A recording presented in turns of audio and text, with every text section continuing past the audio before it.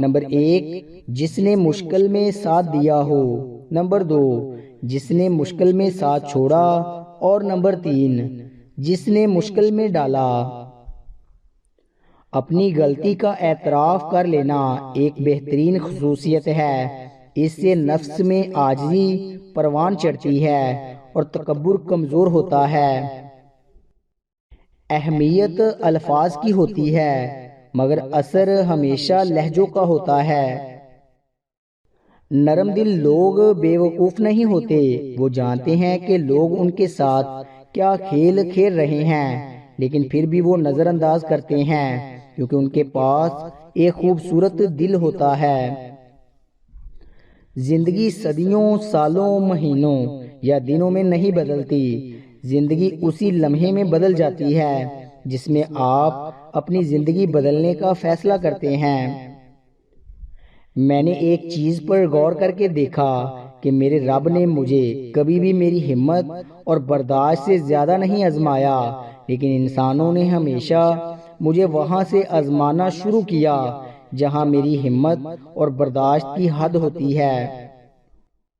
جب دل ٹوٹتا ہے تو ہر کوئی کہتا ہے تمہیں اس سے بھی اچھا کوئی ملے گا، پر کوئی یہ نہیں جانتا کہ ضرورت اچھے کی نہیں ہوتی، اس کی ہوتی ہے جس سے محبت ہو۔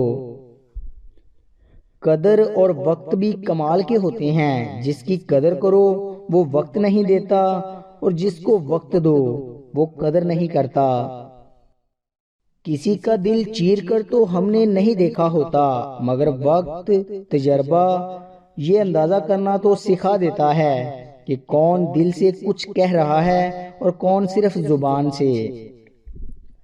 ہنسی کے پیچھے کا درد، غصے کے پیچھے کا پیار اور خاموش رہنے کی وجہ ہر کوئی نہیں سمجھ سکتا۔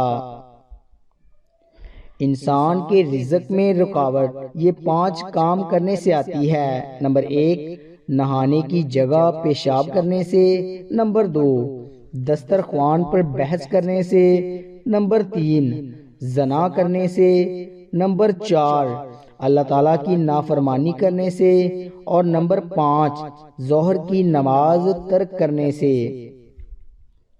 گرتے ہیں سجدوں میں ہم اپنی ہی حسرتوں کے خاطر اقبال، اگر گرتے صرف عشق خدا میں تو کوئی حسرت ادھوری نہ رہتی۔ کسی انسان کے پیچھے نہ بھاگیں، اپنا وقار، اپنی عزت و نفس کو کسی بھی انسان کے لیے داؤں پہ مت لگائیں، آپ کا وقار ان سے کہیں زیادہ قیمتی ہے۔ جب روح سے رشتہ جڑ جائے تو چہرے بے معنی ہو جاتے ہیں۔ صلح کے وقت پرانی باتیں نہ دہراؤ ورنہ صلح نہیں جنگ ہوگی۔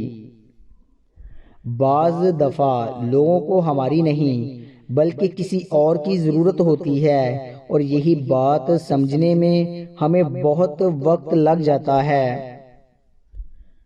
کسی کا دل نہ دکھاؤ، اس کے آنسو تمہارے لیے سزا بن سکتے ہیں۔